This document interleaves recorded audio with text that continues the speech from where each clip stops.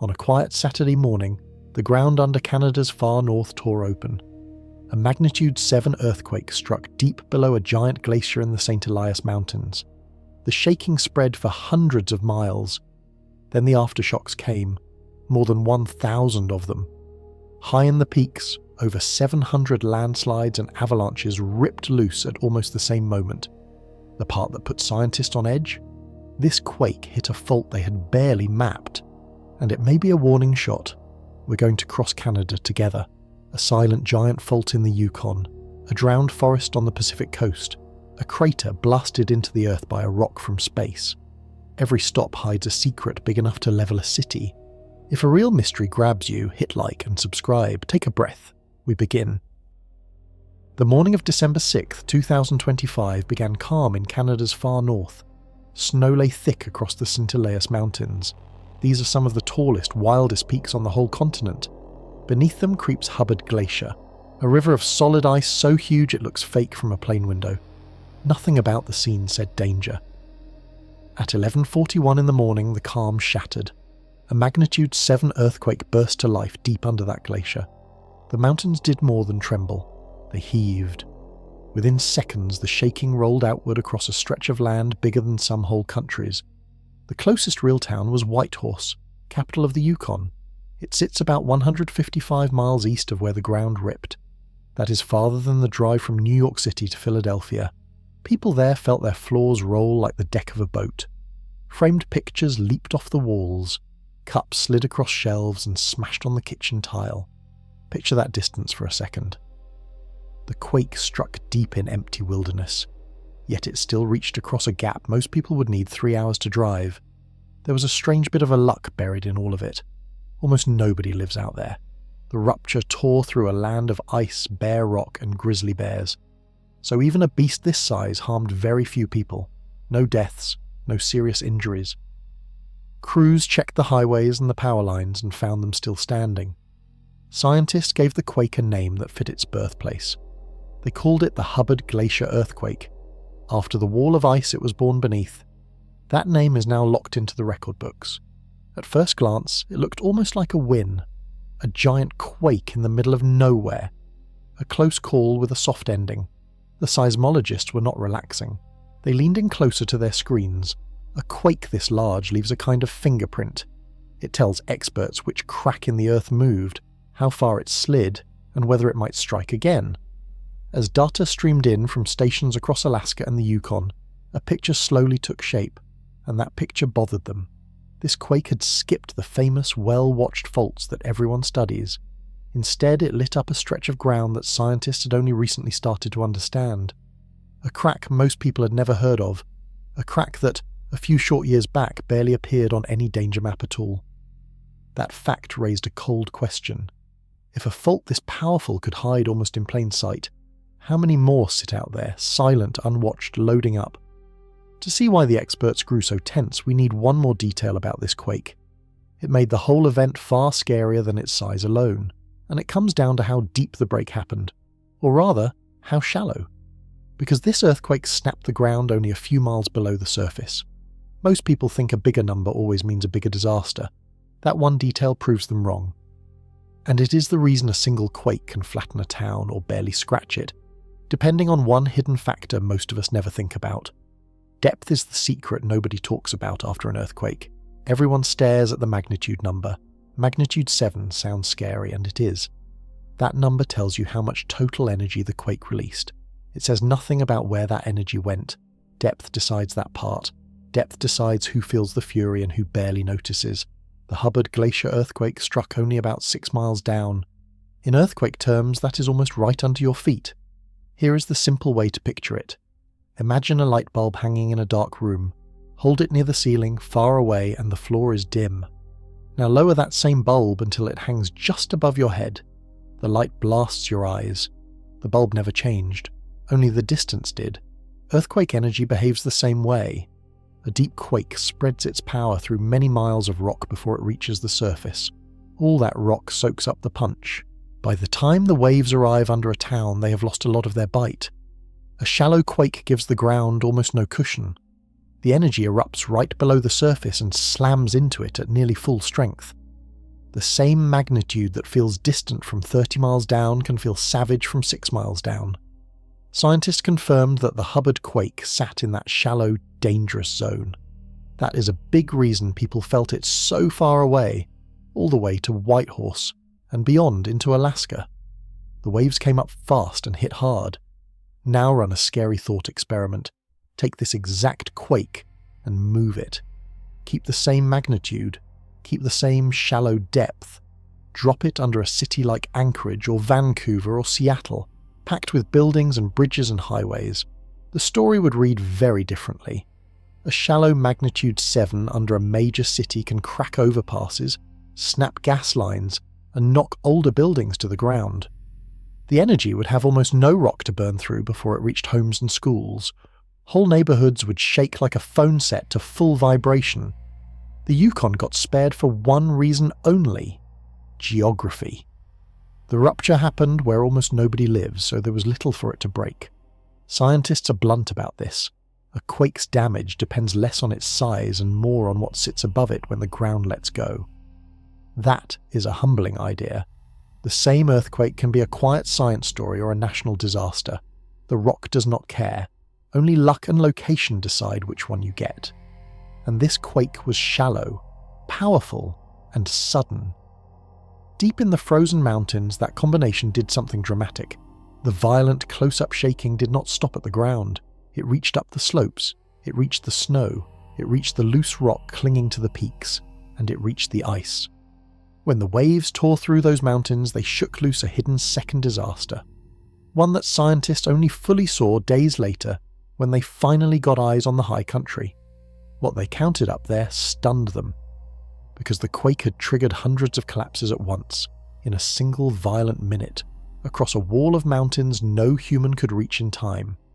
High in the Saint Elias Mountains, the real damage was never about buildings. There are almost no buildings up there. The danger sits on the slopes themselves, steep walls of loose rock, deep fields of packed snow, cliffs of blue ice, all balanced at knife's edge, waiting for a push. The Hubbard glacier earthquake gave them that push. When the shaking hit, entire mountainsides let go at once. Rock that had clung to the peaks for centuries broke free and roared downhill. Snow that had waited all winter tore loose in massive sheets. In a single violent minute, the high country came apart in dozens of places. At first, nobody knew the full scale. The region is far too remote for anyone to see. There are no roads, no cameras, no people. So scientists did what they always do now. They turned to satellites and aircraft, scanning the mountains from above, hunting for fresh scars in the snow. The count kept climbing. By the end, they had found more than 700 landslides and avalanches, all set off by that one quake. 700. Picture a single football field.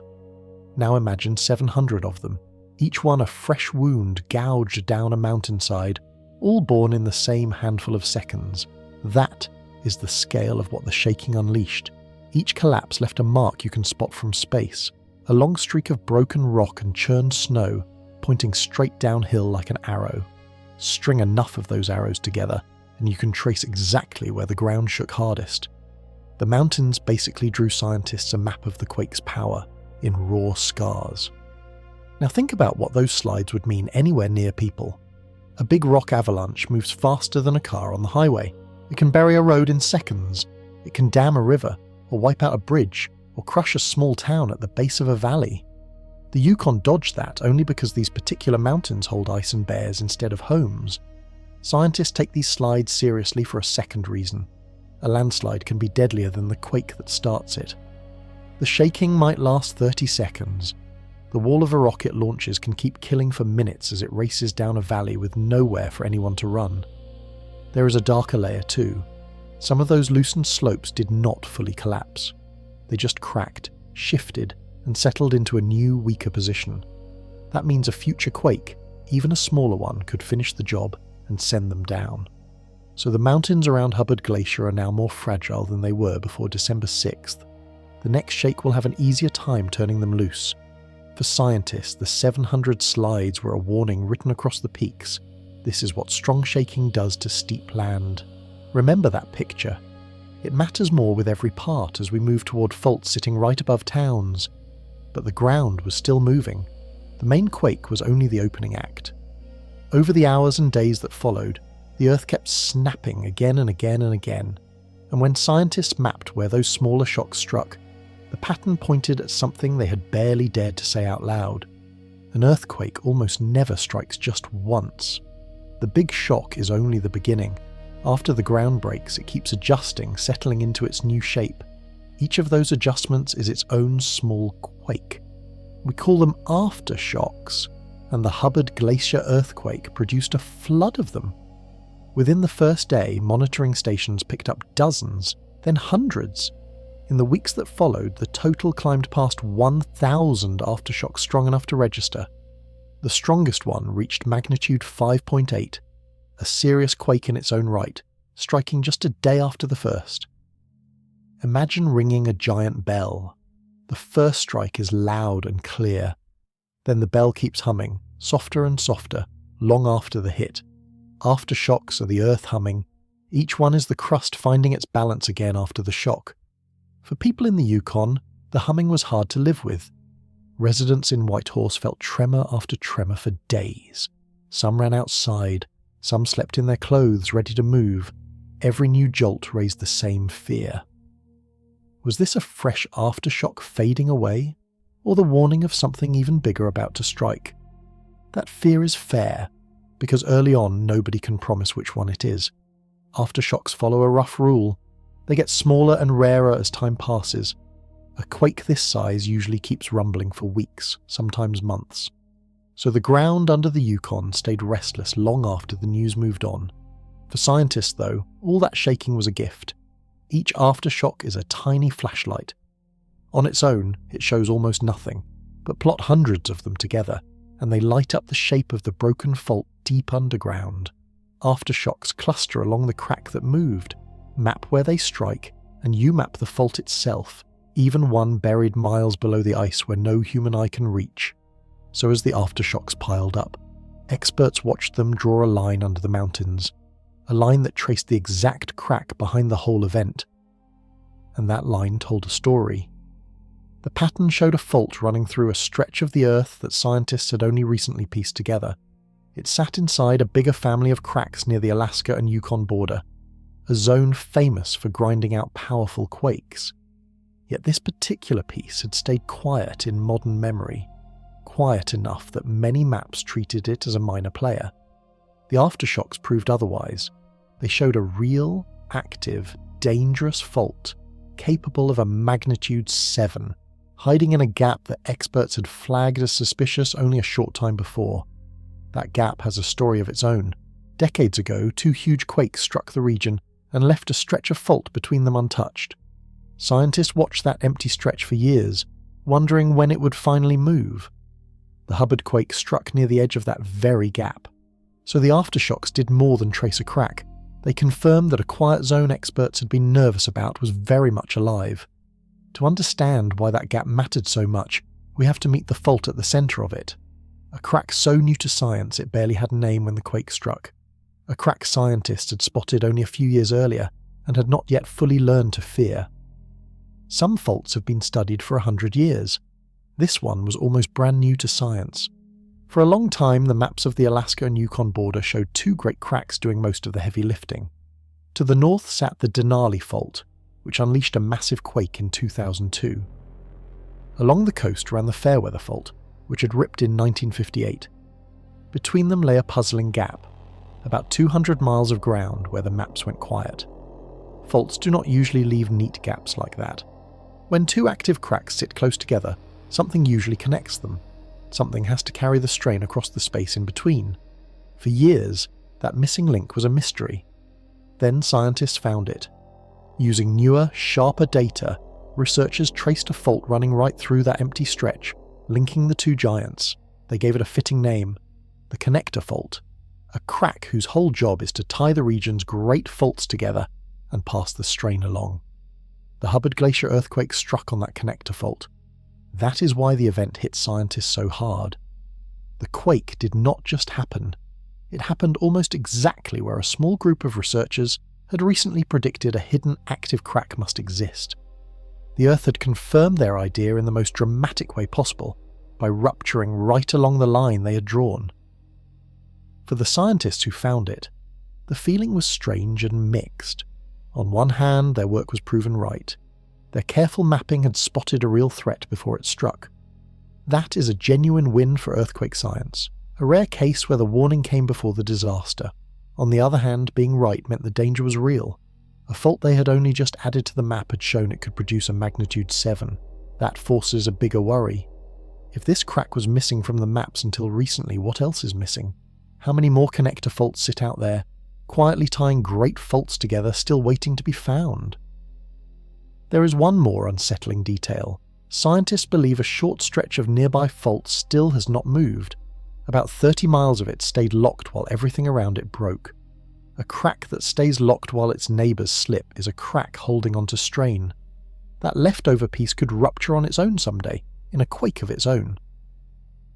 So the Hubbard event closed one gap and pointed straight at another.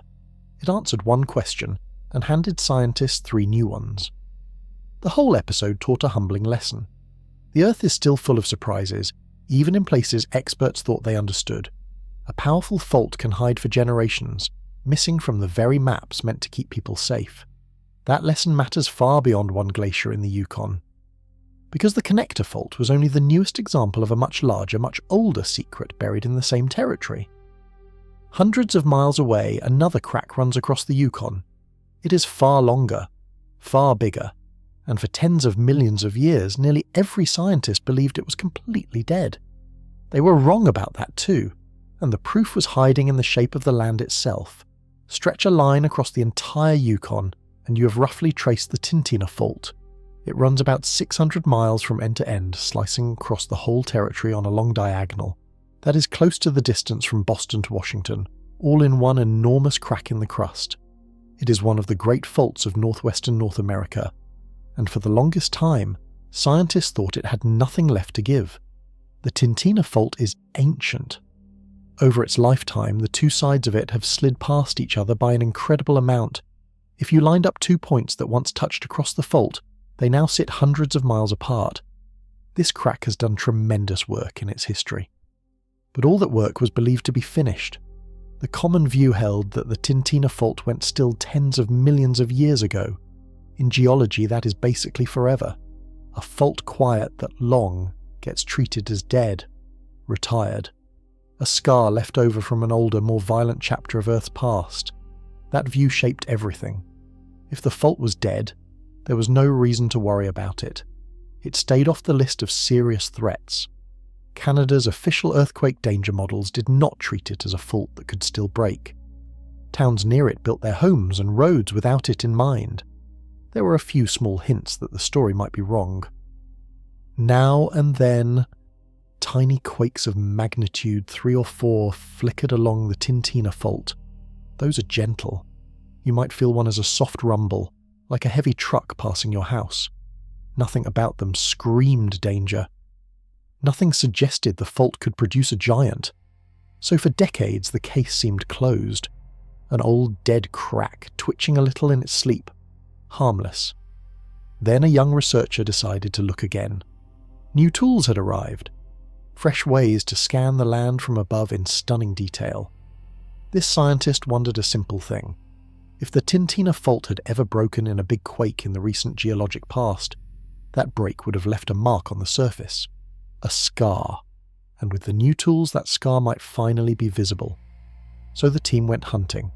They pointed their instruments at the land near Dawson City, a small historic town in the Yukon, and started searching for the fingerprints of ancient earthquakes hidden in the ground.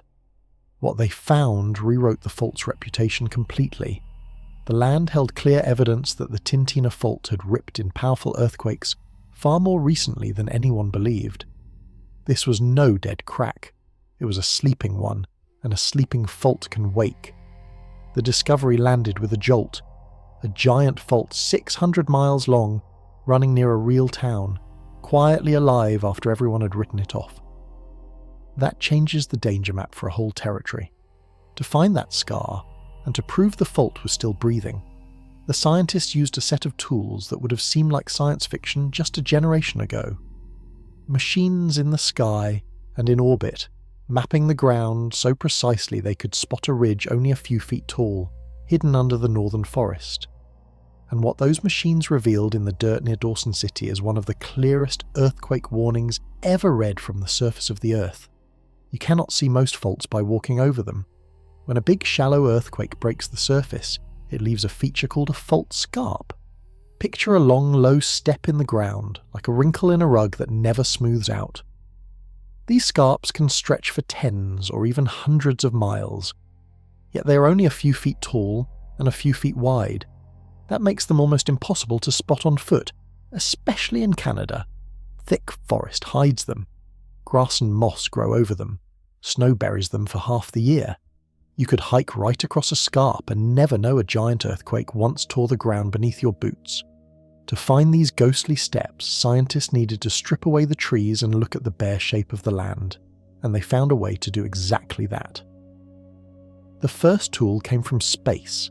Satellites now map the Earth's surface in incredible detail, building a kind of three-dimensional model of the ground. Researchers pulled data from a huge northern mapping project and used it to study the land near Dawson City from orbit. The second tool flew much lower. It is called LiDAR, and it works like a bat using sound, except it uses light. An aircraft or a drone fires millions of laser pulses at the ground and times how long each one takes to bounce back. Do that fast enough, and you can measure the exact height of the land, point by point, across a whole valley. Here is the magic part. LiDAR can see past the forest. Some of those laser pulses slip between the leaves and branches and reach the true ground below. A computer then erases every tree and leaves only the bare earth. It is like having a machine that can peel off an entire forest and show you the naked land underneath. When scientists did that near Dawson City, the hidden step in the ground appeared. There it was, a fault scarp running across the landscape, passing within about 20 miles of the town. A long straight wound in the earth that trees had kept secret for thousands of years. The Tintina fault had broken the surface after all, and the land had quietly held the proof the whole time. This is one of the reasons earthquake science is changing so fast. For most of history, experts could only study quakes they actually felt, or ones written down in old records. Faults that broke long ago in places with no people, left no story anyone could read. Now the tools can read the land itself. A drone humming over a forest can uncover an earthquake that struck before any human wrote a single word.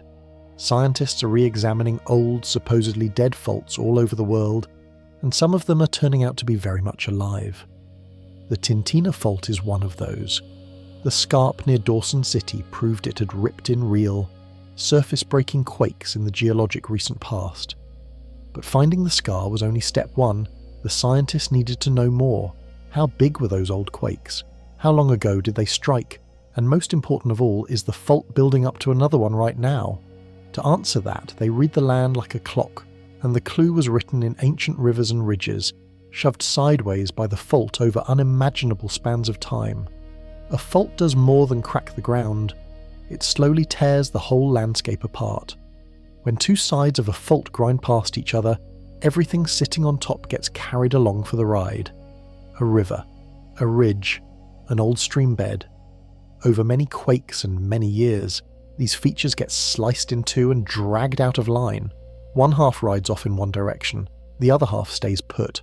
That offset is a clock. If you can measure how far something has been shoved sideways, and you know how old it is, you can figure out how fast the fault is moving. And near Dawson City, the land had recorded some jaw-dropping numbers. The scientists focused on old landforms shaped by ancient ice. Long ago, glaciers carved and dumped material across the Yukon, leaving ridges and surfaces behind. Those features make perfect markers, because geologists can date roughly when the ice left them there. One set of these landforms is about 2.5 million years old. Across the fault, those features have been shoved sideways by around 3,000 feet. 3,000 feet is more than half a mile of slow grinding movement. One earthquake at a time. A younger set tells a sharper story. Some landforms about 130,000 years old are offset by roughly 250 feet. 250 feet is about the length of 6 school buses parked end to end. That much shift in ground far younger than the first set proves the fault kept breaking again and again through recent geologic time. Line up those clues and the message is clear. The Tintina Fault has ripped in many large earthquakes over and over, each one likely sliding the ground several feet in a single violent moment. This is the behaviour of a living fault, not a dead one. Picture a single event. In one big Tintina quake, the ground on one side lurches several feet past the other in seconds. That is enough to snap a road, twist a pipeline, and shake every building for miles. Now stack up dozens of those events across the ages, and you get the 3,000 feet of offset carved into the oldest landforms. The land basically kept a diary. Every giant quake left an entry, written as another notch of sideways slip. Scientists just had to learn to read it. That is the quiet power of this kind of work. A fault might have no written history at all. No town nearby ever felt its quakes. No record exists in any book. And yet the ground remembers every rupture, stored in the offset of an ancient ridge. The Earth keeps its own records, far longer than people ever could. So the scientists now knew two things for certain. The Tintina Fault was alive, and it had a long history of powerful earthquakes hidden in the landscape. But the most chilling clue was not in what the fault had moved, it was in what it had left alone. Because when the team looked at the very youngest landforms, the ones formed most recently, they found something that stopped them cold. Those features were not offset at all.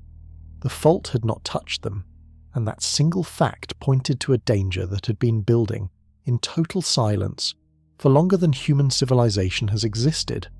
Sometimes the scariest thing a fault can do is nothing at all. The scientists studying the Tintina Fault had traced its long, violent history in the offset ridges near Dawson City. They had proof of many great earthquakes over millions of years. Then they looked at the youngest landforms in the area, the ones shaped most recently, and found something that changed the whole picture. Those young features sat perfectly in line, uncut, unbroken. The fault had not shifted them even a little. The team dated those landforms to about 12,000 years old, and that gave them a stunning conclusion. The Tintina Fault has not produced a large, ground-breaking earthquake in at least 12,000 years. That sounds like good news at first. A fault that quiet must be safe, right? The opposite is true, and here is why. A fault like this never truly rests. Deep underground, the great plates of the Earth keep grinding along, always moving, always pushing. That pressure does not disappear just because the fault stays still. It builds. Strain piles up in the locked crack year after year, like someone slowly bending a stick further and further. A quiet fault is a loaded fault. The longer it stays locked, the more strain it stores, and the bigger the eventual snap. 12,000 years of silence means 12,000 years of pressure with nowhere to go. Think of the bending stick. Push a little, and it holds. Push more, and it holds. Keep pushing, and it holds far longer than you expect. Then, all at once, it breaks with a violent crack. A fault does the same thing. It holds and holds and holds until it cannot, and all that stored energy releases in a single quake. Scientists measured how fast the Tintina Fault is loading up. The two sides creep toward rupture at a tiny rate, a fraction of an inch each year. That sounds harmless. But run that slow build across 12,000 years and the numbers grow frightening. They estimate the fault has now stored up a slip of around 20 feet, just waiting. 20 feet is the gap it wants to jump, held back only by the strength of the locked rock. When that rock finally gives, all of that pent-up motion could unleash at once. That is why the discovery hit so hard. The Tintina Fault is not a sleepy old scar. It looks like a fault deep into its cycle, heavily loaded, possibly near the late stages before its next big release. Nobody can say the year. Nobody can say the day. That timing remains a genuine unknown, and honest scientists admit it. What they can say is this: the strain is real, the loading is real, and the silence, far from being safe, is exactly what makes the fault dangerous. So the picture is now complete and unsettling. A giant fault, once thought dead, is alive, loaded, and overdue by the standards of its own long history. And it runs close to a real town full of real people. The next question is the one that turns science into survival. If this fault finally lets go, how big would the earthquake be? And what would that 20 feet of stored motion actually do to the land, the roads, and the lives sitting right on top of it? 20 feet of stored motion is not just a number, it is a countdown. When scientists finished measuring the Tintina Fault, they took the final step. They asked the question that matters most to anyone living nearby. If this fault breaks today, how powerful would the earthquake be? Their answer was sobering. A future Tintina earthquake could exceed magnitude 7.5. Let that size sink into your imagination for a second. A magnitude 7.5 is a monster. It releases far more energy than a 7, and vastly more than the small quakes people usually feel. It is strong enough to devastate a modern city, crack highways, and topple buildings that were never built to handle it. The reason the fault can reach that size comes straight from its long silence. Remember the roughly 20 feet of slip it has been storing for 12,000 years. The bigger the stored slip and the longer the crack that moves, the bigger the quake. The Tintina Fault is long and heavily loaded. That combination points to a giant. To picture the energy, think of it this way. A magnitude jump of one full number means the ground shakes about 10 times more strongly and releases far more power. So a 7.5 is in a completely different league from the gentle magnitude 3 tremors that used to flicker along this fault. Those little quakes were the fault clearing its throat. A 7.5 would be it screaming. Here is the part scientists want people to understand. This is a real physical threat backed by hard evidence, and yet it carries deep uncertainty about timing. Both things are true at once. The evidence is solid. The offset ridges, the loaded strain, the 12,000 years of quiet, all confirmed by careful study. On that, the team is confident. The timing is the mystery. The fault could release next century. It could release in 1,000 years. It could, in theory, release tomorrow. Faults do not run on schedules humans can read. Anyone who claims to know the exact date is guessing. That mix of certainty and mystery is the hardest thing in earthquake science. Experts can prove the danger is real. They cannot tell you when the bill comes due. So the honest message is a warning, not a prediction. This fault can produce a great earthquake, so prepare as if it might.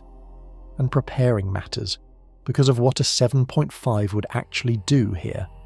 The stored slip means the ground itself could lurch several feet sideways in a single moment.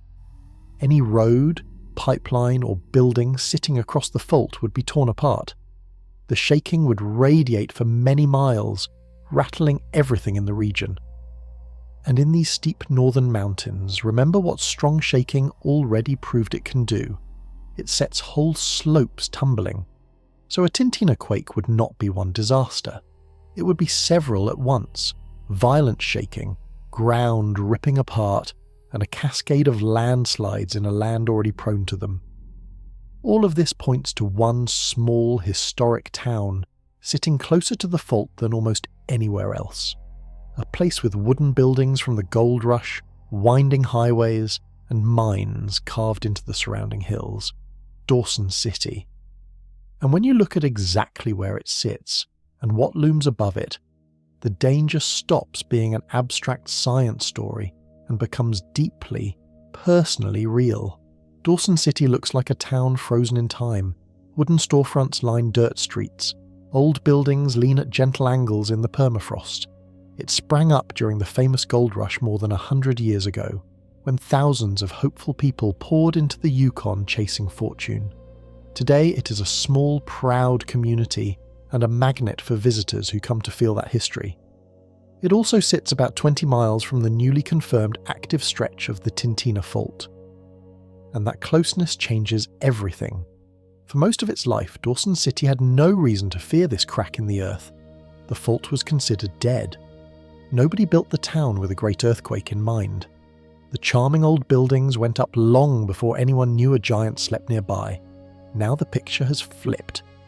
If the Tintina Fault unleashes an earthquake over magnitude 7.5, Dawson City would face severe shaking. The kind that can crumble old masonry, snap wooden frames, and turn a historic street into a field of rubble. The threat spreads well beyond the town itself. The Yukon depends on a thin network of highways to connect its far-flung communities. Many of those roads wind through valleys and along slopes near the fault. A single great quake could crack the pavement, trigger slides that bury the road, and cut a town off from the rest of the world in one stroke. Then there are the mines. The region around the fault holds valuable mining operations, with heavy equipment, tunnels, and infrastructure carved into the ground. A powerful quake could damage all of it, threatening both workers and the local economy that depends on the industry. Put those pieces together, and you see why scientists sounded the alarm. The danger is not only about one town, it is about roads, mines, and people scattered across a wide and rugged land, all of them now known to sit near an active giant. There is a hard truth in this. Scientists cannot move Dawson City. They cannot drain the strain out of the fault. What they can do is change what people know and what they build. That is the real point of the discovery. Canada keeps an official model of earthquake danger, a giant map that guides building codes across the country. Until recently, that model did not treat the Tintina Fault as a source of great quakes. Now that will change. The new findings will feed into the model, and future construction near the fault can be designed to survive the shaking. Knowledge is the shield here. A building raised with the quake in mind can stand where an old one would fall. A community that expects the danger can plan escape routes, store supplies, and drill for the day the ground moves. The fault cannot be stopped, but the harm it does can be shrunk. The scientists are also sharing everything with local governments and emergency planners, so the people who live there can prepare with clear eyes instead of being caught by surprise. Still, one danger looms over Dawson City that no building code can fully fix. It hangs on the slopes right beside the town, a threat made of loose earth, already sliding, already unstable, and primed to be shaken loose by the very quake scientists now fear. Two of these looming slopes have names, and both are already on the move. Some dangers do not wait for the earthquake, they are already creeping. Just north of Dawson City sits a huge ancient landslide called the Moosehide Slide. Its pale scar spreads across the hillside above the town, easy to spot, a permanent reminder that this land has slipped before. It has loomed over Dawson City for a very long time. Directly across the Yukon River, scientists recently identified another unstable slope. They call it the Sunnydale Slide. And like its neighbour, it shows clear signs of ongoing movement. Both of these slopes are already inching along, slowly, quietly, on their own. That fact alone is a warning. A slope that is stable stays put for ages. A slope that creeps is a slope losing its grip. These two are losing their grip right now in normal conditions, without any quake at all. Now add a great earthquake to the picture. Strong shaking is one of the most powerful triggers for a landslide. It jolts loose soil, shatters the bonds holding a slope together, and can send an entire hillside roaring downward in seconds. Scientists already saw exactly this after the Hubbard Glacier quake, when shaking set off more than 700 slides in the mountains. Picture that same force hitting slopes that are already sliding, already weak, already leaning toward failure. The result could be catastrophic. A big Tintina earthquake might do more than shake Dawson City. It could shove these unstable slopes over the edge, sending a mass of earth toward the town and the river below. A large landslide into a river carries its own hidden danger. If enough material crashes down, it can block the water entirely, forming a natural dam. Behind that dam, a lake builds up. If the dam later breaks, all that trapped water bursts free at once, sweeping downstream in a sudden flood. So a single slope failure can spawn a second disaster hours or days later. This is why scientists talk about compounding hazards. One event triggers another, which triggers another. The earthquake shakes the ground. The shaking drops the slope blocks the river breaks free and floods. Each link makes the chain more dangerous than any single piece. Dawson City sits in a spot where all of these links could connect. The active fault is close, the unstable slopes are right there, the river runs between them. It is a landscape loaded with ways for one quake to become many disasters. The honest truth is that no one knows if or when these slopes will fail. Their slow creep is confirmed. Their exact future is unknown. They might hold for centuries, they might go in the next big shake. Scientists watch them closely, tracking every small movement, because early signs can offer precious warning. What the Moosehide and Sunnydale slides really show is a bigger lesson. An earthquake is never just the shaking. It is everything the shaking sets loose. The ground, the water, the mountains, all of it can turn against a town when a fault finally lets go. And in Canada's far north, there is one more factor that makes all of this even harder to predict. It is a feature of the land found in cold places around the world. The ground up there is often frozen solid, deep below the surface all year round. That frozen ground does something to earthquakes that surprised even the experts. And understanding it means rethinking how the whole north will shake. In the far north, the ground itself is different. Across much of the Yukon, the soil stays frozen deep below the surface all year long. Scientists call this permafrost. Even in summer, when the top layer thaws to mud, the earth a little deeper down stays locked in ice. In some places it has been frozen for thousands of years. That frozen ground throws a wrench into how earthquakes behave. To see why, you first have to understand a basic rule about shaking. Normally, softer ground shakes harder. Picture the difference between standing on solid rock and standing on a mattress. Shake both, and the rock barely moves while the mattress bounces wildly.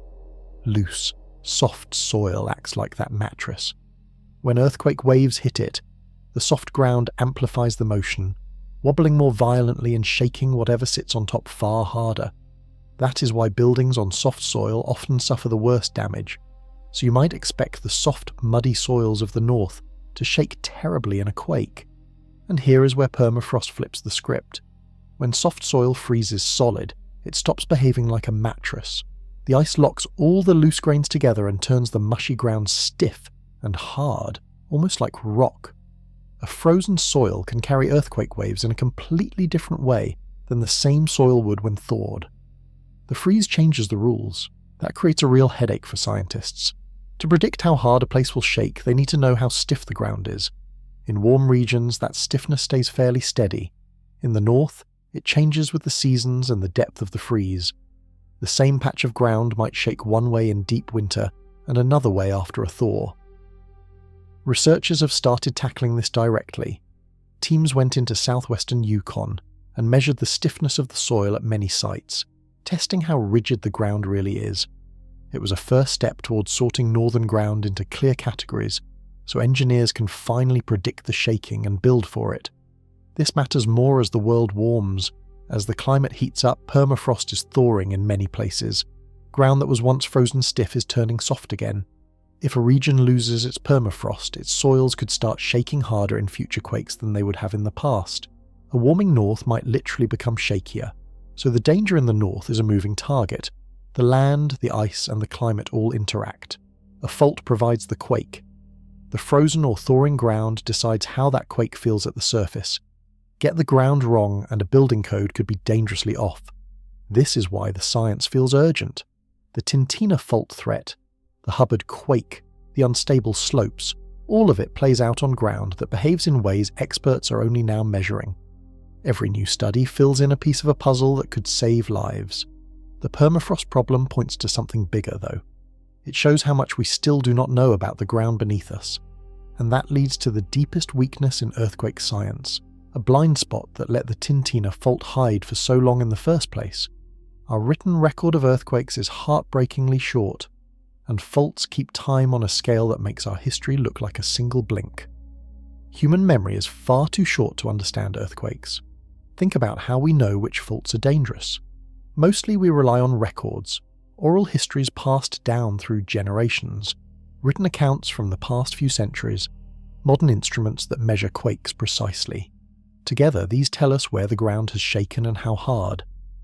Now here is the problem. All of those records combined cover only a couple hundred years in most of Canada. That is the entire window we can see clearly. A couple hundred years feels long to a person. To a fault, it is nothing. Many active faults break in great earthquakes only once every few thousand years. In between they sit quiet, loading up strain in silence. So a fault could be extremely dangerous and still show nothing at all across our entire written history. It could go 100 lifetimes between quakes. Imagine trying to understand a person's whole life by watching them for a single second. In that 1 second, they might be sitting still.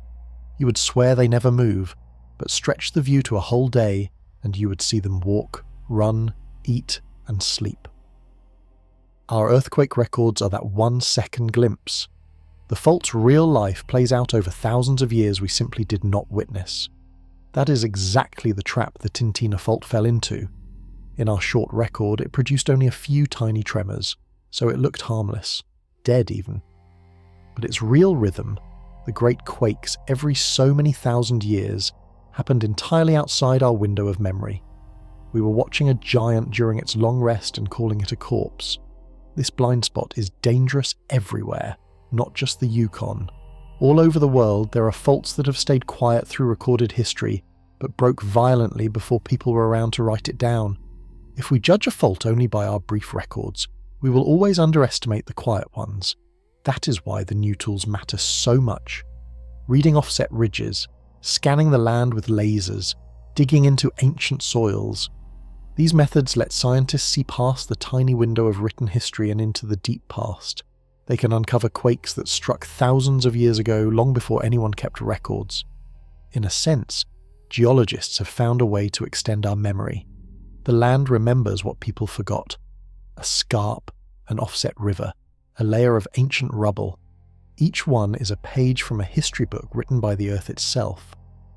Learn to read those pages and suddenly a fault's true, terrifying rhythm comes into view. The Tintina discovery is a warning about all the faults we have misjudged. Somewhere out there are more sleeping giants, hidden by nothing more than the shortness of human memory, waiting to be found before they wake. So the lesson from Canada's north reaches far beyond the north. It is a call to look harder, dig deeper, and stop trusting quiet as a sign of safety. And nowhere is that lesson clearer than on Canada's opposite edge, the Pacific coast. Because there, the ground is anything but quiet. It moves constantly, grinding along one of the great faults of the world, a crack so active and so powerful that scientists compare it to the most feared fault in America. To meet it, we leave the frozen Yukon behind and travel to the wild coast of British Columbia. On the west coast of Canada, two giant plates are locked in a slow, endless fight. The floor of the Pacific Ocean is one enormous slab of rock, a tectonic plate. The land of North America sits on another. Along the coast of British Columbia, these two plates meet and grind past each other. The boundary between them is a great crack in the earth called the Queen Charlotte Fault. It runs underwater, tracing the western edge of the coast, stretching for hundreds of miles up toward Alaska, and it is one of the most active faults on the entire continent. Scientists have a nickname for it. They call the Queen Charlotte Fault Canada's San Andreas. That comparison is meant to grab your attention, and it should. The San Andreas Fault in California is the most famous, most feared fault in North America, known for the great quakes it can unleash. Canada has its own version, and many people have never even heard of it. The two faults are cousins because they move the same way. Along both, the plates mostly slide horizontally past each other, scraping side by side rather than crashing head-on. Picture two enormous ships drifting in opposite directions, their hulls dragging against each other. The friction builds and builds until the rock snaps and lurches, releasing a quake. The plates here move at a steady pace. Measured over a year, the Pacific plate slides past North America by about 2 inches. 2 inches sounds tiny, but that motion never stops, year after year, century after century. The strain from all that grinding has to go somewhere. It escapes in earthquakes. That is why this coast shakes so often. The Queen Charlotte Fault produces quakes regularly, some small, some very large. Unlike the sleeping Tintina Fault far inland, this crack is wide awake and working hard every single day. Here is what makes it especially dangerous. Because the fault runs offshore, a big quake can do more than shake the land. It can shove the seafloor and stir up the ocean, raising the threat of a tsunami. A wall of water pushed toward the coast by the sudden movement of the earth below. For the communities along this coast, the Queen Charlotte Fault is a constant presence. It shapes the land, rattles the towns, and holds the power to cause real destruction. Yet because so much of it lies underwater and far from big cities, it rarely makes headlines outside the region. Scientists watch it closely, because history along this fault is loud and violent. Over the past century alone, it has produced some of the largest earthquakes ever recorded in the country. This is a fault with a track record, and that record is frightening. One of those quakes stands above all the rest. It struck in the middle of the 20th century, and to this day it holds a grim title. It remains the single most powerful earthquake ever measured in Canadian history. It shook the coast so hard that the ground itself seemed to come alive. Cows were knocked off their feet. The land rippled like water, and it announced in the most dramatic way possible that this quiet stretch of Canadian coast could produce true giants. To understand the danger of this coast, we have to go back to that day in 1949, when the Queen Charlotte Fault delivered a blow the country had never felt before. In 1949, Canada felt the strongest earthquake in its recorded history. It struck off the coast of British Columbia, along the Queen Charlotte Fault, near the islands now known as Haida Gwaii. The quake reached magnitude 8.1. That is a true giant, in the same class as the most destructive earthquakes on Earth. To feel how big that is, remember the rule about magnitude. Each step up the scale means a massive jump in energy. A magnitude 8 releases far more power than a 7, which itself dwarfs the smaller quakes people usually feel. The 1949 quake was in the rare, top tier of earthquakes. Canada had never recorded anything like it before and has not since. The stories from that day are unforgettable. The shaking was so violent along the coast that it knocked cows clean off their feet. On the islands, chimneys toppled and buildings groaned. People far inland felt the ground move beneath them. Witnesses described the earth rolling in visible waves, as if the solid land had turned to liquid for a few terrifying moments. The fault ruptured along a huge length, the two plates lurching past each other in a single enormous release of built-up strain. Decades of grinding pressure escaped in moments. That is what it looks like when a fully loaded fault finally lets go. Canada was lucky in one way. The quake struck a remote, thinly populated stretch of coast. Had a magnitude 8.1 hit directly under a major city, the destruction would have been staggering. Once again, geography softened the blow. The fault was fierce, but there was little in its path. That 1949 quake taught scientists a crucial lesson about the Queen Charlotte Fault. This crack does not just produce moderate shaking, it can generate some of the largest earthquakes on the planet. It earned its nickname as Canada's San Andreas the hard way. The fault has stayed busy ever since. Over the following decades, it and its neighbours produced more powerful quakes up and down the coast, into Alaska. Each one added to the record, confirming that this boundary between the plates is one of the most dangerous places in the country. Scientists study the 1949 quake carefully because understanding the past is the best way to prepare for the future. They map how far the rupture ran, how the plates moved, and which stretches of the fault have broken and which have not. Every detail helps them judge where the next great quake might strike. There is a sobering thought buried in all of this.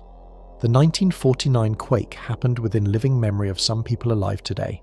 It was not ancient history. It was a modern reminder that Canada's coast can deliver world-class earthquakes at any time.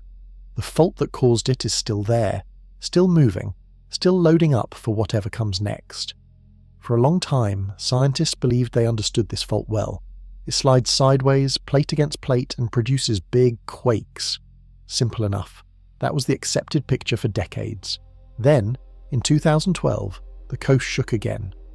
And this new quake did something the sideways sliding fault was not supposed to do. It behaved in a way that broke the old rules and forced scientists to admit a frightening possibility. Beneath the fault they thought they knew, a second, hidden kind of monster might be lurking, and it would take the newest technology to prove it was real. In 2012, the Canadian coast delivered a surprise that reshaped the science. Late in October, a magnitude 7.8 earthquake struck near Haida Gwaii, the same island region shaken by the great 1949 quake. It was the second largest earthquake ever recorded in Canadian history, behind only that earlier giant. The shaking spread across an enormous area. People felt it throughout British Columbia and far beyond, all the way to the Yukon, Alberta and even Montana, roughly 1,000 miles from where it struck. On Haida Gwaii itself, residents felt the ground shudder for well over a minute. Many rushed to higher ground, afraid of what might follow. Some coastal areas did see the ocean rise in a tsunami, and in places the water surged many feet above normal. The quake itself was frightening enough. What puzzled scientists was how it happened. The Queen Charlotte Fault was supposed to be a sideways sliding fault. Plate scraping past plate like those two drifting ships. Quakes on that kind of fault come from horizontal motion. That was the well-established picture, confirmed by decades of study, including the 1949 event. The 2012 quake did not fit. Its motion showed a different style entirely. Instead of sliding purely sideways, part of the Earth had been thrust upward, one slab of rock riding up and over another. That is the signature of a completely different and especially dangerous kind of fault, the type that lifts the seafloor and drives tsunamis. That was a shock. It suggested that beneath the familiar sideways fault, a second hidden system was at work. A place where the Pacific Plate was being forced down and under the edge of North America, building the conditions for a great upward thrusting quake. Scientists had a name for this feared setup, a megathrust, the same kind of fault behind the most catastrophic earthquakes and tsunamis on the planet. If that was true, the danger of this coast was far greater than anyone had assumed.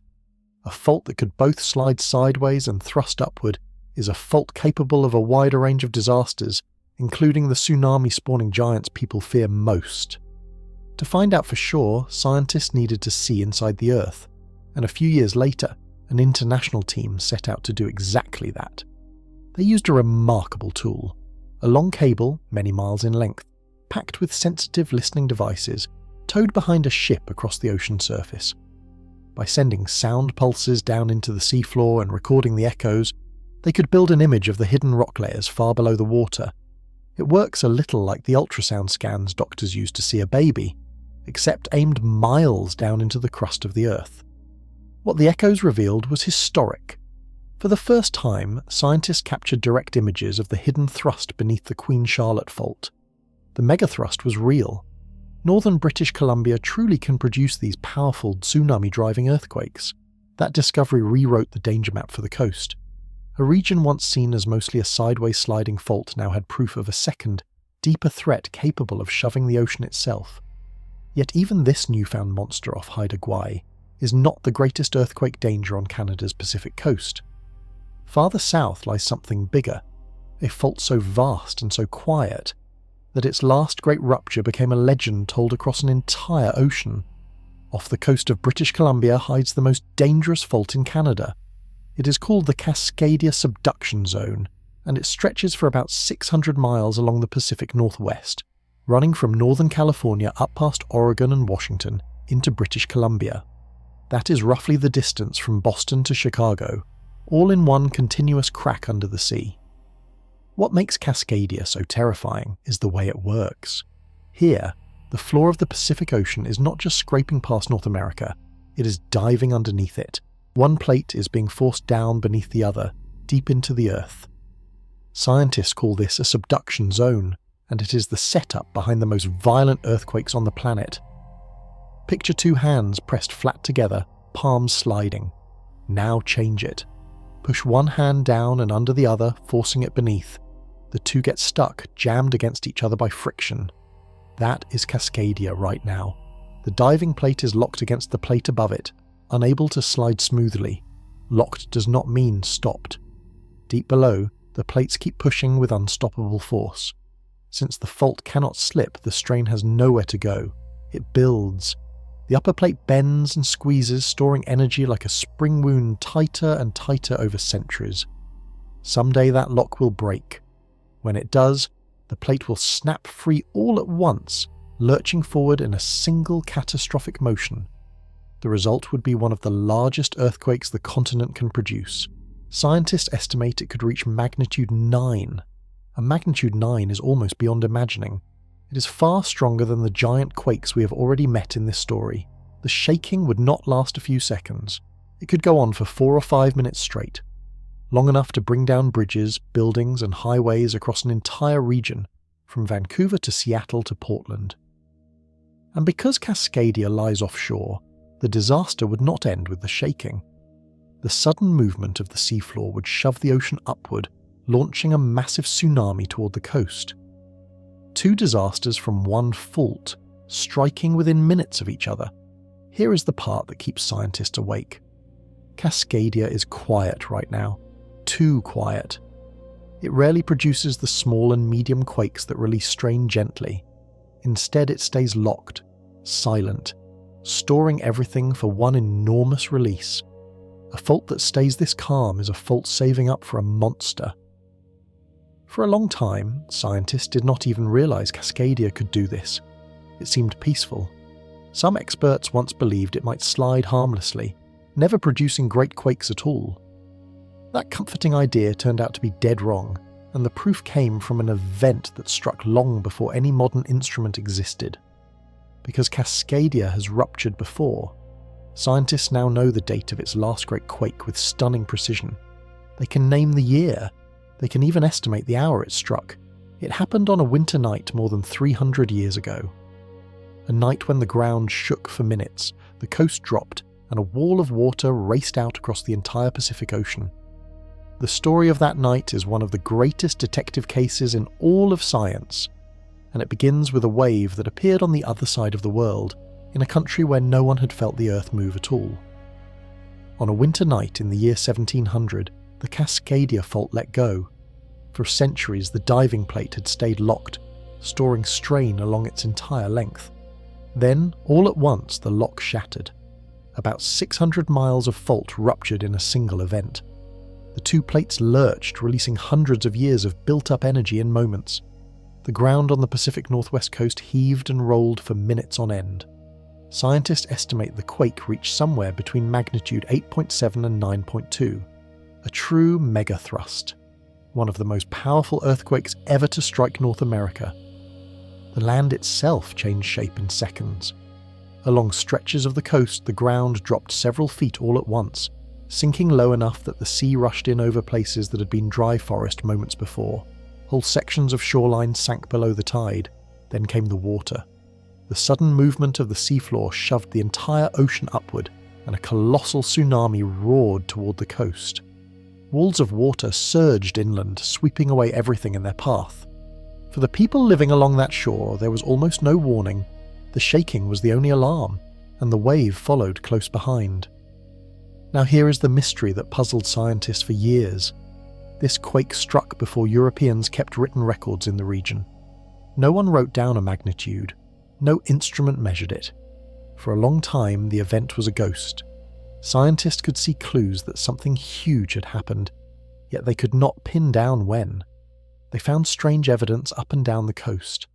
Buried layers of sand, dumped far inland by a great wave. Entire forests of dead trees drowned in salt water. Something enormous had clearly struck, but when? 100 years ago? 500? 1,000? Without a date, they could not know how often Cascadia unleashes these monsters, or when the next one might come. Cracking that mystery became one of the great detective stories in Earth science, and the clues came together from 3 completely different sources, scattered across thousands of miles and hundreds of years. The first clue grew out of the ground itself, in forests of dead trees standing like silent gravestones along the coast. Scientists realized these trees held a hidden calendar, one that could reveal the exact year the disaster struck. The second clue lay buried in the memories of the people who lived through it. Stories passed down for 10 generations along the coast of what is now British Columbia and beyond. And the third clue, the one that finally locked the date in place, waited on the far side of the Pacific Ocean. In Japan, thousands of miles away, in dusty records kept by careful officials who had no idea they were writing down the fingerprint of a Canadian earthquake. Somehow, a quake that no one measured in a place with no written records, would give up its exact date to scientists 3 centuries later. The land, the people, and a nation across the sea each held one piece of the puzzle. To read the first piece, scientists turned to the dead trees, and the way those trees kept time is one of the most beautiful tricks in all of science. Along the coast of Oregon and Washington stand forests full of dead trees. They are called ghost forests, bare grey trunks of ancient red cedar, still rooted in the ground yet lifeless. Some stand out on tidal flats where no forest should grow, their stumps poking up through salt water and sand. They look eerie and out of place, and for a long time no one understood how they got there. These trees held a secret about the 1700 earthquake. To unlock it, scientists used a clever method for reading the age of wood. It relies on tree rings. Every year, a tree grows a new ring of wood just under its bark. Count the rings, and you count the years the tree lived. Wide rings mean good years with plenty of rain. Thin rings mean hard years. The pattern of thick and thin rings forms a kind of barcode, unique to each stretch of time. Scientists can match that barcode across many trees, even dead ones, to figure out the exact years each ring formed. It is like a calendar written inside the wood, one ring per year, stretching back centuries. So they studied the ghost forests. They looked at the outermost ring of the dead cedars, the very last ring each tree grew before it died, and the answer was astonishing. The final ring on those trees formed in the year 1699, the last full growing season before their death. That meant the trees all died together, right after that season ended sometime in the following winter, the winter of 1700. Now the picture snapped into focus. The great earthquake dropped the coast several feet in an instant. That drop pulled these living forests down into the reach of the salty tide. Salt water flooded their roots and poisoned them. The trees, healthy one moment, were killed almost overnight by the sudden sinking of the land. Their rings recorded the exact year it happened. 1699 was the last season they ever grew, so the quake struck in the cold months right after, in the winter of 1700. Think about how remarkable that is. An earthquake no human instrument ever measured, in a time before written records in the region, gave up its year to scientists studying dead wood 3 centuries later. The trees kept the date safe the entire time, waiting for someone clever enough to read it. This is the quiet genius of Earth science. The planet keeps records everywhere if you know where to look. In the rings of a drowned tree, in a buried layer of sand, in the offset of an ancient ridge. Nature writes down its own disasters, and scientists have learned to read the handwriting. The ghost forest gave the year. That was a massive breakthrough.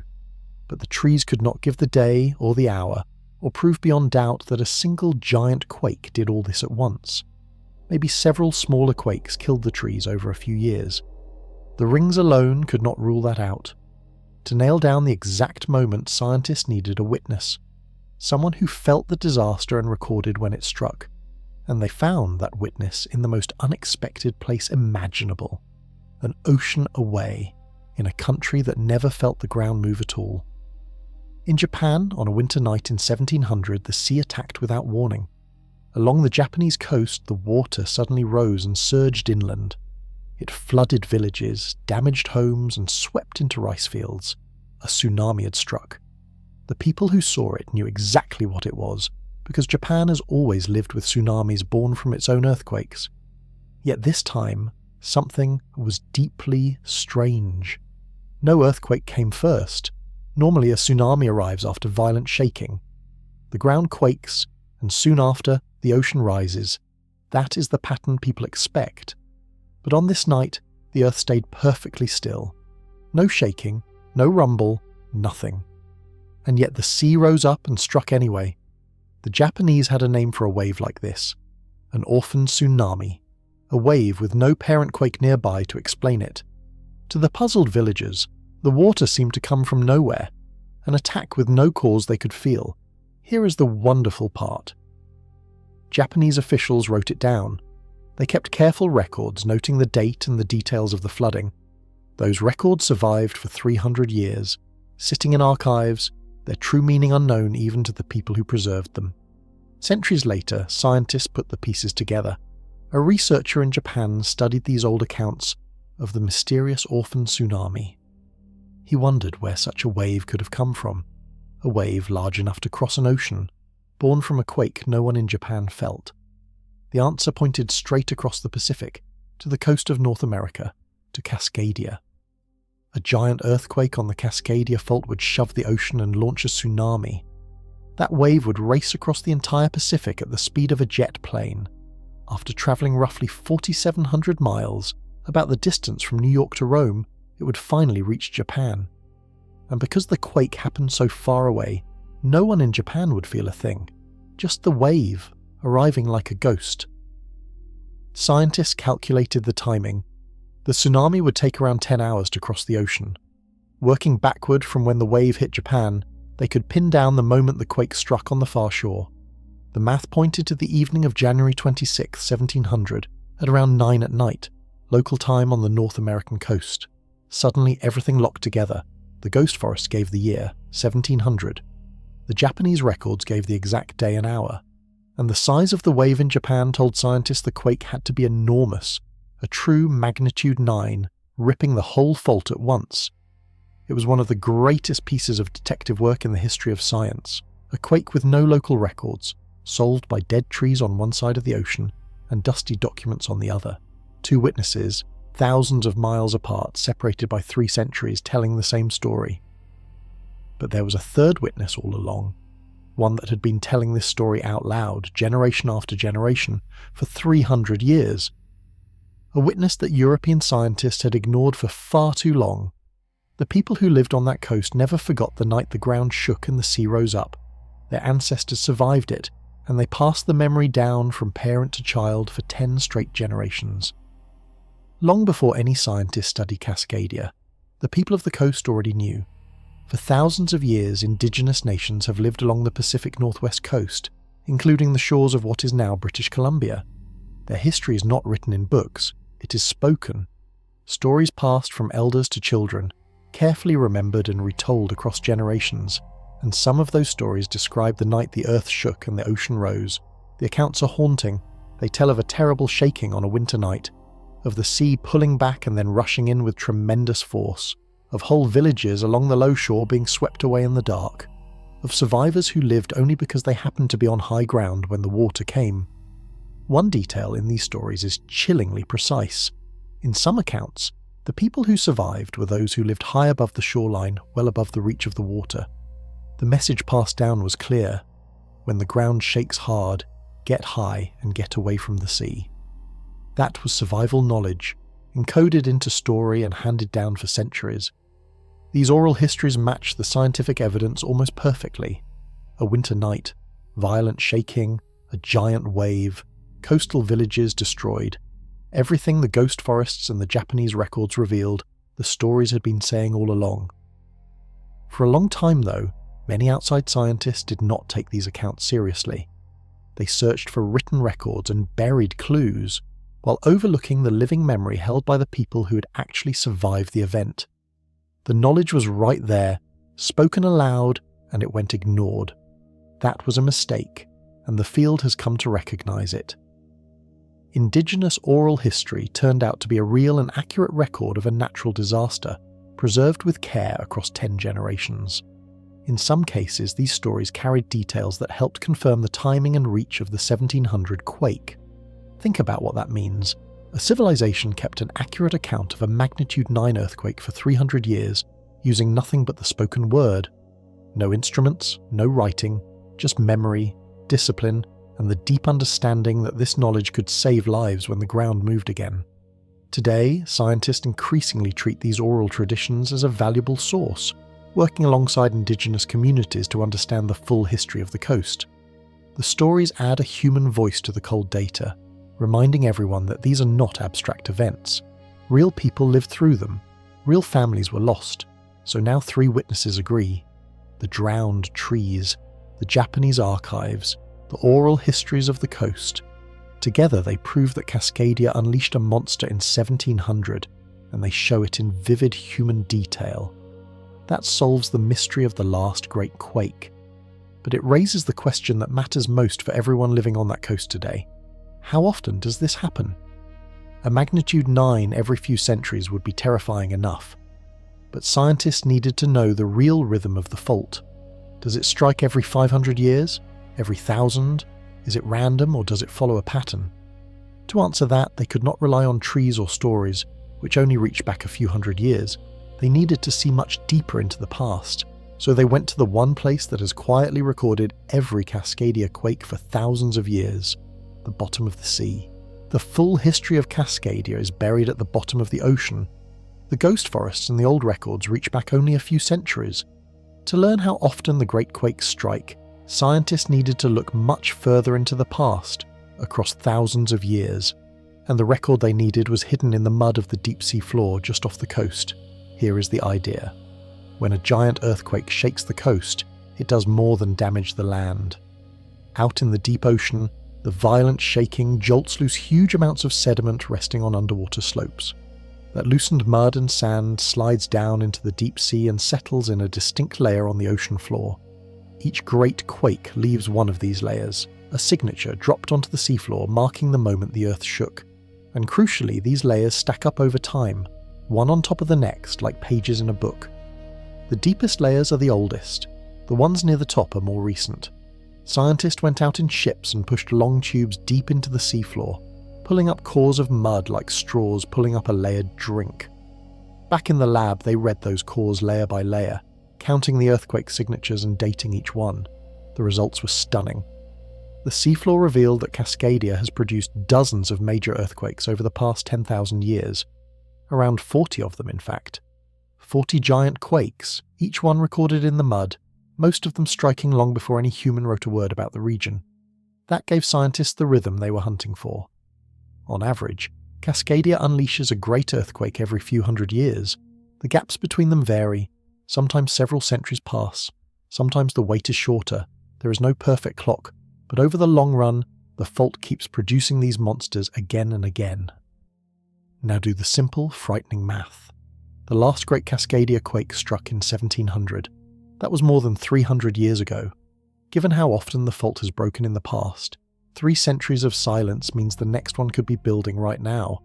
The fault has been locked and loading strained that entire time, since before the founding of most modern cities on that coast. All the energy released in 1700 has been quietly rebuilding day after day for over 300 years. Scientists are careful here and honest. This does not mean the quake is due on any exact date. Faults do not run on a strict schedule. The next great Cascadia quake could come in a decade or in 200 years. The timing remains a genuine unknown. Anyone who names a date is guessing. What the seafloor makes clear is the danger is real and ongoing. Cascadia is not a fault that broke once long ago and went to sleep. It is a repeat offender, striking over and over across the ages, and it is fully capable of doing so again in our lifetimes. That leads to the terrifying question every coastal community must face. When Cascadia finally breaks again, what exactly will it do to the people living there today? The shaking would be brutal, but for the coast, the deadliest threat comes second, from the sea. Because a magnitude 9 will send a wall of water toward the shore, and scientists have modelled just how high that wall could rise. For the coast, the earthquake is only the first blow, the wave is the killer. When Cascadia finally ruptures, the shaking will be violent and long, but the diving plate lies offshore under the ocean, so the moment it snaps free and heaves upward, it will lift a huge volume of seawater with it. That lifted water has to go somewhere, and it will race outward as a tsunami. The most dangerous direction is straight toward the coast, which is close by. People on the shore would have very little time. In some places, the wave could arrive within 15 or 20 minutes of the shaking. There would be no time to wait for an official warning. The shaking itself would be the only alarm. Scientists have modelled how big these waves could get, and the numbers are staggering. In the worst areas, a Cascadia tsunami could reach around 100 feet high as it strikes the shore. 100 feet is about the length of a blue whale, the largest animal ever to live, standing upright and crashing down onto the coastline. A wave like that does not just flood a town, it races it. It can sweep buildings off their foundations, toss cars like toys, and carry the wreckage far inland. Low-lying coastal communities would face near-total destruction in the hardest hit zones. Remember, this is exactly what happened in 1700. the coast dropped, and a great wave swept the shore, destroying villages in the dark. The oral histories describe it. The buried sand layers prove it. A future rupture would do the same thing, except now there are cities, roads, and hundreds of thousands of people in the way. The good news is that knowledge saves lives here. The single most important rule is simple, and it comes straight from the ancient stories. If you are on the coast and the ground shakes hard for a long time, do not wait. Move to high ground immediately. The shaking is your warning that a wave may be coming. Communities across the Pacific Northwest have taken this seriously. Many coastal towns now have tsunami evacuation routes marked with signs. Schools run drills. Some places have built special towers or high structures where people can climb to safety if there is no natural hill nearby. These simple steps can turn a massacre into a survivable event. There is a hard truth mixed in with the hope. The shaking will damage roads and bridges at the very moment people need to flee. Some escape routes could be blocked. That is why planning ahead matters so much. Knowing where to go and going the instant the shaking starts can mean the difference between life and death. Scientists cannot stop the wave. What they can do is make sure people understand it before it comes. Every drill, every sign, every family that knows the plan is a small victory against the ocean. The tsunami threat from Cascadia is the largest wave danger facing the Canadian and American west coast. And yet, strangely, it is not the tallest wave this coastline has ever produced.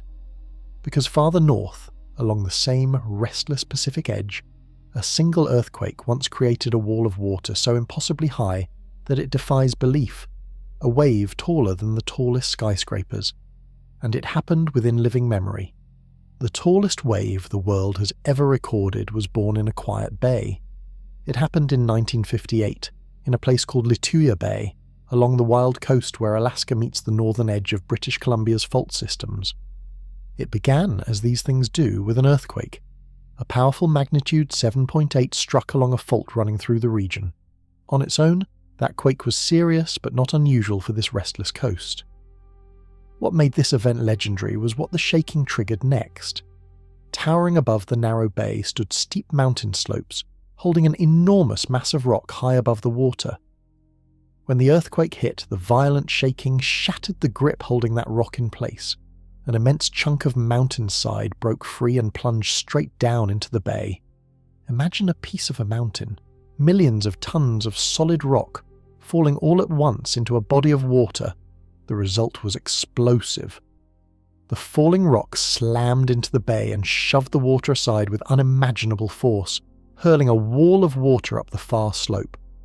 That wave reached a height almost impossible to believe. It surged up the opposite mountainside to around 1,700 feet. 1,700 feet is taller than the Empire State Building.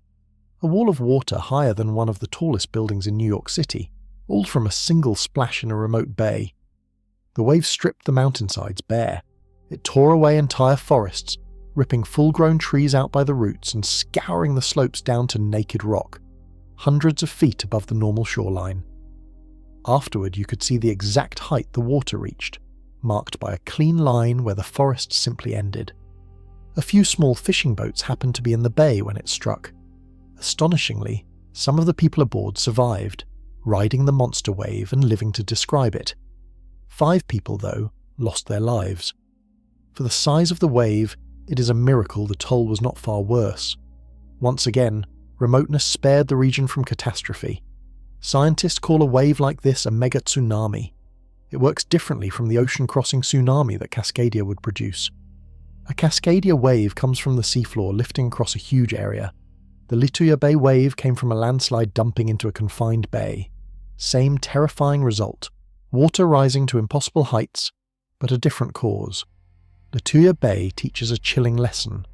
An earthquake does not need to be the biggest ever to create the biggest wave ever. All it needs is the right conditions, steep slopes, loose rock, and deep water below. Shake that combination hard enough, and the land itself can hurl the sea into the sky.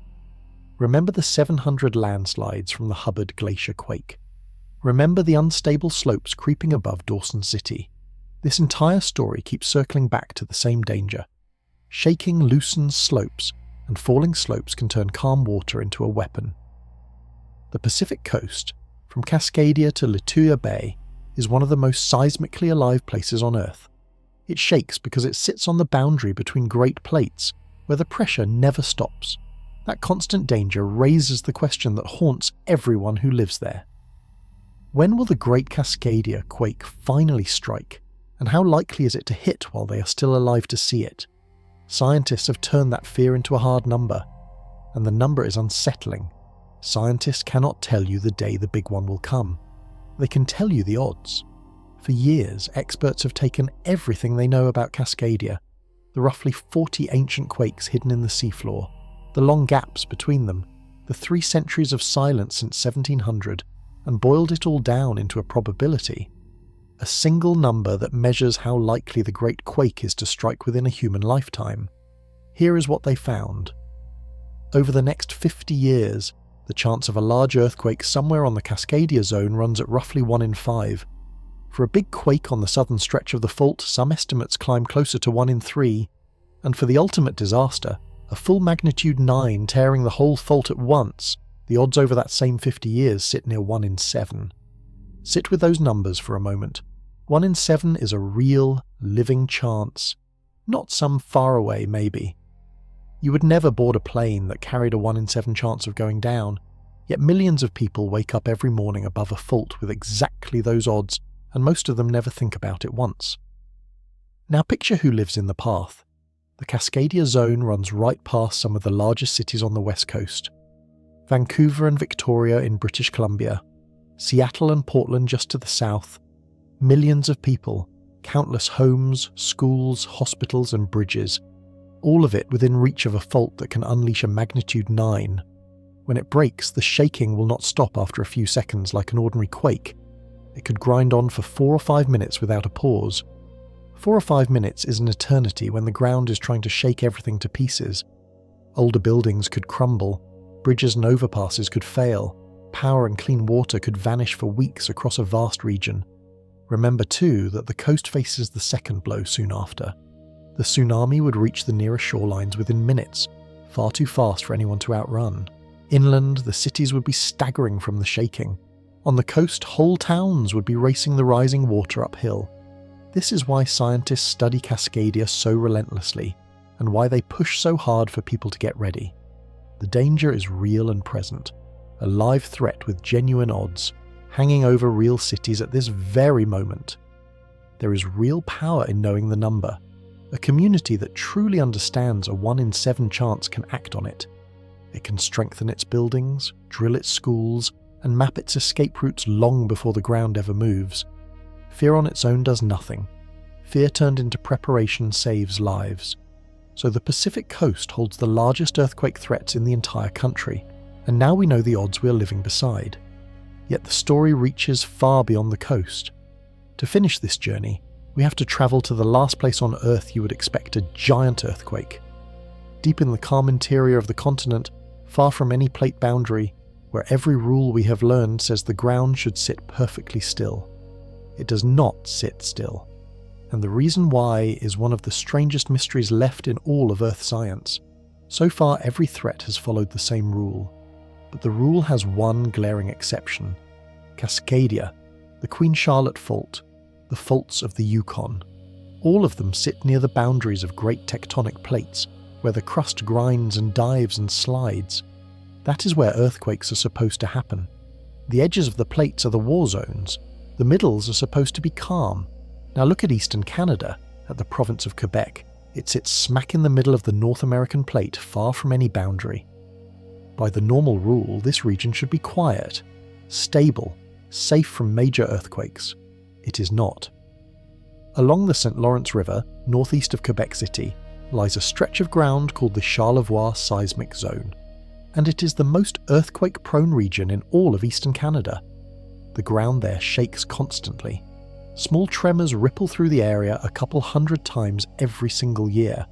Most are far too gentle to feel, but the zone is fully capable of producing large, damaging earthquakes. Since Europeans began keeping records here in the 1600s, this small area has been struck by 5 major quakes, each around magnitude 6 or larger. They came in 1663, 1791, 1860, 1870, and 1925. That is a remarkable amount of violence for a place that, by all rights, should be calm. In fact, scientists rank the earthquake hazard here as roughly on par with the dangerous coastal zones of British Columbia, where quakes are driven by clashing plates. A quiet interior region, just as hazardous as the grinding edge of the continent. It makes no obvious sense. This is one of the real puzzles of Earth science. Earthquakes in the middle of a plate are rare, and they are poorly understood. At a plate boundary, the cause is obvious. Two slabs of rock are shoving against each other, but in the calm interior, far from any boundary, what could possibly be squeezing the rock hard enough to break it, again and again in the same small spot? Scientists have some ideas, and we will get to them. But the honest answer is that the deep cause of Charlevoix's shaking is still not fully known. That uncertainty makes the zone even more unsettling. It is hard to prepare for a danger when you do not fully understand what feeds it. There is another reason these eastern quakes deserve respect. The ancient solid rock of central Canada carries earthquake waves extremely well. In the west, softer, more broken ground tends to absorb some of the shaking.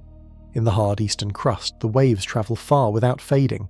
So a quake in the east can be felt across a shockingly wide area, rattling cities hundreds of miles from the source. That combination is dangerous.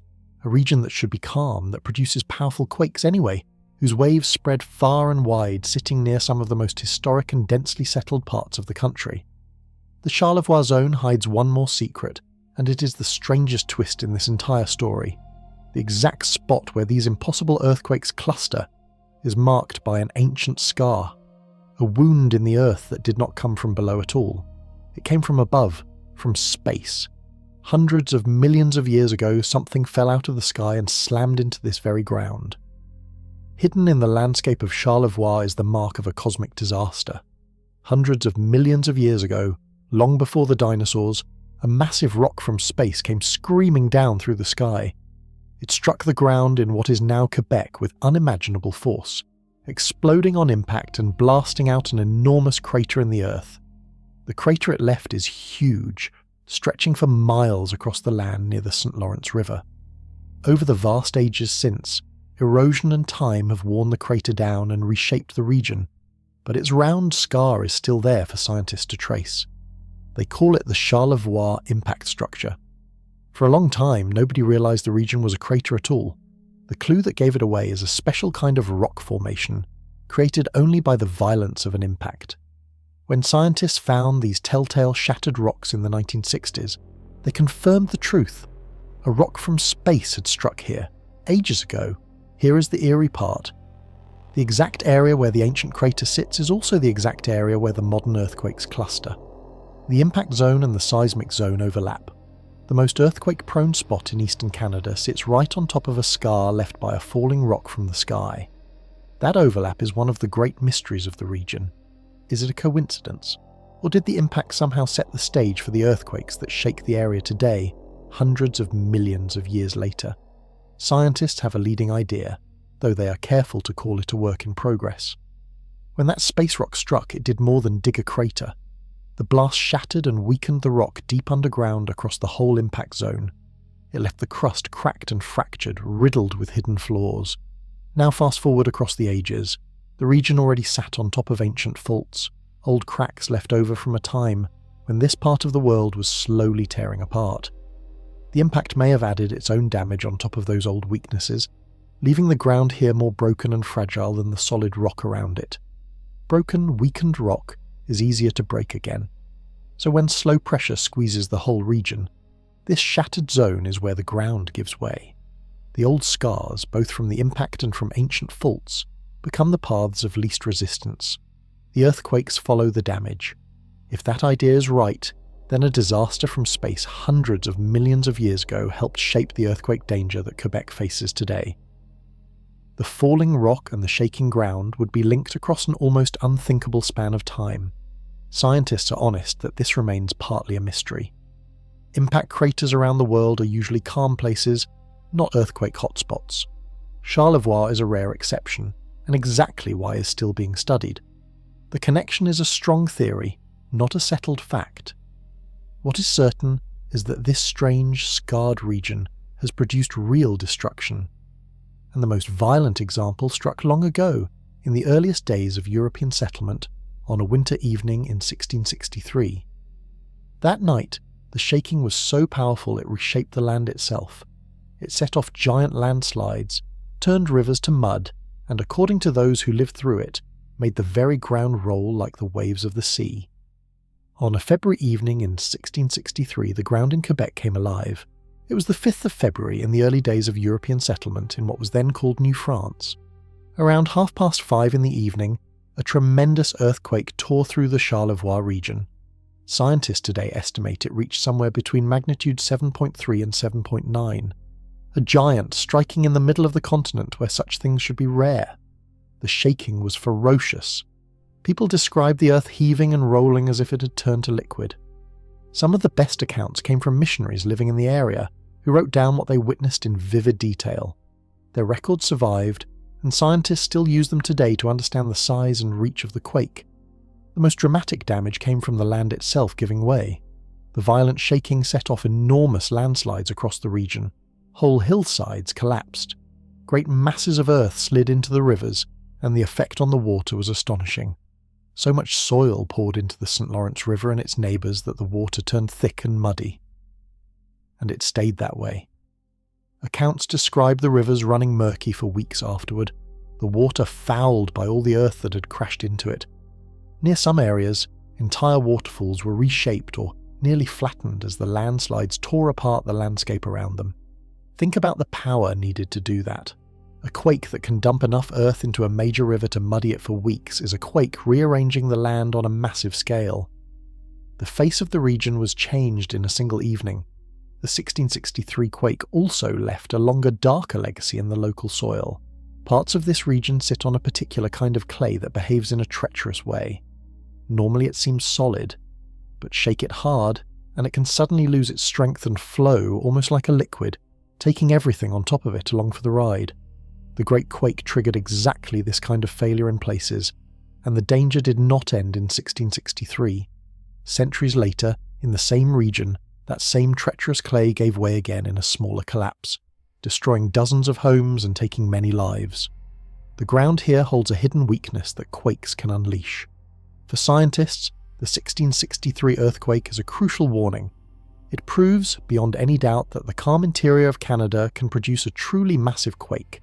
This was no minor tremor, it was a giant, and it struck a region that the normal rules say should be quiet. Today, far more people live in eastern Canada than did in 1663. Major cities sit within reach of the Charlevoix zone. A repeat of that quake now would threaten a vast number of people, and the far-travelling eastern shockwaves would carry the danger across a wide area. That brings us back to the deepest question of all. We have seen that the middle of the plate can break, violently, again and again. We have seen the ancient scars that mark the weak spots. But we still have not answered the core mystery. What actually squeezes the calm heart of a continent hard enough to snap the rock? Why does the middle of a plate, far from any grinding boundary, shake at all? Here is the puzzle that still troubles scientists. The middle of a plate should never break. All the great earthquake zones we have visited make sense at first glance, because they sit where plates meet. The diving plate at Cascadia, the sliding plates along the Queen Charlotte Fault, the grinding faults of the Yukon. At every boundary, two slabs of rock shove against each other, and the pressure that builds has an obvious source. The Charlevoix zone breaks that pattern. It sits deep inside the North American plate, far from any edge. There is no neighbouring plate crashing into it, so the pressure that fuels its quakes has to come from somewhere less obvious. And unravelling that is one of the harder problems in earth science. The leading explanation starts with something surprising. Even the middle of a plate is under constant squeezing. The great plates of the Earth are always being pushed and shoved from their distant edges, thousands of miles away. That pressure does not stop at the boundaries. It presses inward, straining the entire slab, including its calm interior, so the whole plate is under a slow, steady squeeze all the time. Most of the interior handles it just fine, because the rock is strong and solid. It holds the pressure without breaking, but it only takes one weak spot to change that, and Charlevoix is riddled with weak spots. Long ago, this part of the continent went through a violent chapter. The land was slowly being pulled apart, a process that cracked the crust with a network of deep faults. That pulling apart eventually stopped, and the region settled into calm. But the old faults never healed. They stayed buried in the rock, ancient scars from a distant age. Then, as we saw, a rock from space slammed into the very same area, shattering the crust even further. Old faults from the pulling apart, plus fresh damage from the impact. Layer upon layer of weakness all stacked in one small region. Now bring back the steady squeeze. The whole plate is under pressure. Most of it holds. But in Charlevoix, where the rock is cracked and weak, the pressure finds a way in. It works on those ancient floors, straining them until every so often one of them gives way. The result is an earthquake, born in the calm heart of the continent from wounds left ages ago. That is the picture scientists have pieced together. Old weaknesses, plus constant background pressure, equals earthquakes far from any boundary. The plate does not need a neighbour to break it. It only needs a flaw and enough time. Scientists are careful to say this understanding is still incomplete. They cannot yet predict these interior quakes well, and much about them remains unknown. Compared to the well-studied plate boundaries, the calm interiors are mysterious and hard to read. That is exactly what makes them worth studying and a little unnerving. The lesson of Charlevoix ties this whole journey together. From the frozen Yukon to the Pacific coast to the middle of Quebec, we have seen the same truth over and over. Danger can hide anywhere, in a fault thought dead, in a quiet, locked zone. In the calm centre of a continent, the ground is never as safe as it seems. The question, then, is what people can actually do about it. We cannot stop the plates. We cannot drain the pressure. But there is one thing modern science can do that no generation before us ever could. It can give us warning in the final seconds before the shaking hits. For all of human history, earthquakes struck with zero warning. That is finally changing. Scientists still cannot predict earthquakes. Let us be clear about that, because it matters. No one can tell you that a quake will strike a certain city on a certain day. The Earth simply does not work that way, and anyone who claims otherwise is wrong. Predicting the exact time of a quake remains impossible, but there is something science can do, and it is almost as valuable. It cannot predict a quake before it starts. It can detect a quake the instant it begins and race a warning ahead of the shaking. This is called an early warning system, and it works by winning a race against physics. Here is the trick. When a fault breaks, it sends out energy in waves. The first waves to arrive are fast but gentle, a small jolt that does little damage. The slower, violent waves come behind them, and those are the ones that wreck buildings. There is a tiny gap in time between the two. An early warning system pounces on that gap. Sensitive instruments feel the first gentle waves the moment a quake begins. Computers instantly recognize what is happening and fire off an alert, traveling at the speed of modern communication, far faster than the destructive waves moving through the ground. The warning outruns the shaking. The amount of warning is small, sometimes just a few seconds, sometimes up to tens of seconds, depending on how far away the quake is. It sounds tiny. But a few seconds can save lives. In a few seconds, a surgeon can lift the scalpel away from a patient. A child can dive under a desk. A driver can pull over before a bridge starts to sway. Automatic systems can do even more, all on their own. They can slow down trains before the tracks buckle. They can shut valves on gas lines to prevent fires. They can stop elevators at the nearest floor and open the doors, all in the heartbeat before the ground erupts. Canada now runs one of these systems. It started protecting parts of British Columbia, the country's highest risk region, and then expanded to cover major population areas in Quebec and Ontario, including the eastern zones we just explored. When a dangerous quake begins, the system can push alerts out to people through the same network that sends emergency warnings to phones. The technology has real limits, and it is important to be honest about them. The warning does not reach everyone, and it does not yet cover the entire country. And if you are very close to where a quake begins, the shaking may arrive almost instantly, leaving little or no time for an alert. The system works best for people farther from the source, who get a precious head start. Still, this is a genuine leap forward. For thousands of years, humans faced earthquakes completely blind. Now, for the first time, we can get a warning, however brief, before the ground moves. It is one of the ways science is slowly tilting the odds back in our favour. Early warning buys seconds, but surviving an earthquake takes more than seconds. It takes preparation done long before the ground ever shakes. And here, the difference between disaster and survival comes down to choices made on an ordinary calm day, when an earthquake feels like the last thing in the world that could happen. The most important earthquake work happens on days when nothing is shaking at all. By now, one lesson should be clear. Scientists cannot stop earthquakes, and they cannot tell you when one will strike. What they can do is help people get ready, so that when the ground finally moves, far fewer lives are lost. And preparation turns out to be the single biggest factor in who survives a great quake. Consider a striking fact from this whole journey. Many of the giant quakes we have explored caused very little harm, not because they were weak, but because they struck empty land. The Hubbard Glacier quake, the great 1949 quake off British Columbia, even the towering wave at Lituya Bay. Each was a monster, and each spared us mostly because few people stood in its path. The next great quake may not be so kind. Cascadia threatens major cities. The Charlevoix zone sits near dense population in the east, and the newly awakened Yukon faults threaten real towns. When one of these strikes a populated area, geography will offer no mercy. Preparation is all we will have. The good news is that preparation works, and much of it is not complicated. It starts with buildings. The way a structure is built decides whether it stands or falls in a quake. That is why scientists feed their discoveries into building codes, the rules that govern how homes, schools, and bridges are constructed.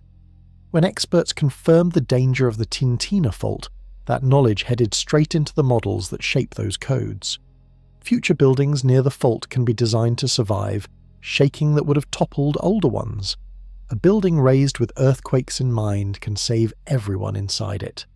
A building raised in ignorance can become a tomb.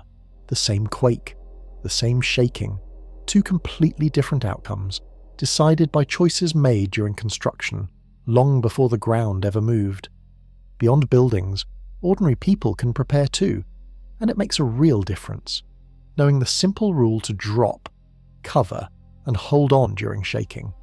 Keeping a small kit with water, food, and supplies for the days after a quake, when help may be slow to arrive. On the coast, knowing the tsunami escape routes and the ironclad rule to head for high ground the moment the shaking turns long and violent. None of this is dramatic. It is not exciting. It is checklists and drills and boxes of supplies in a closet. But this quiet, boring work is what stands between a community and catastrophe. The families who prepare are the families who tend to survive. There is a mental hurdle to all of this, and it is the hardest part.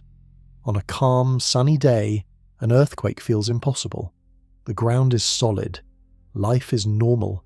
It is easy to believe the danger belongs to somewhere else, or some far-off future. That feeling of safety is the enemy. It is exactly what leaves people unready when the ground finally betrays them. The whole point of studying these faults, reading the ghost forests, mapping the hidden cracks, is to break through that false comfort, to make people take the danger seriously before it arrives, not after. Which brings us all the way back to where this story began. To a quiet Saturday morning in the far north, and a magnitude 7 quake beneath a glacier that almost no one felt. On the surface, it seemed like a lucky non-event. In truth, it may be one of the most important warnings the Earth has given us in years. The Hubbard Glacier quake looked like nothing. It may be everything. Step back and look at the whole journey. It began with that single quake in the Yukon, a magnitude 7 that struck empty wilderness and harmed almost no one. At first it seemed like a footnote, a close call in the middle of nowhere, quickly forgotten by the wider world.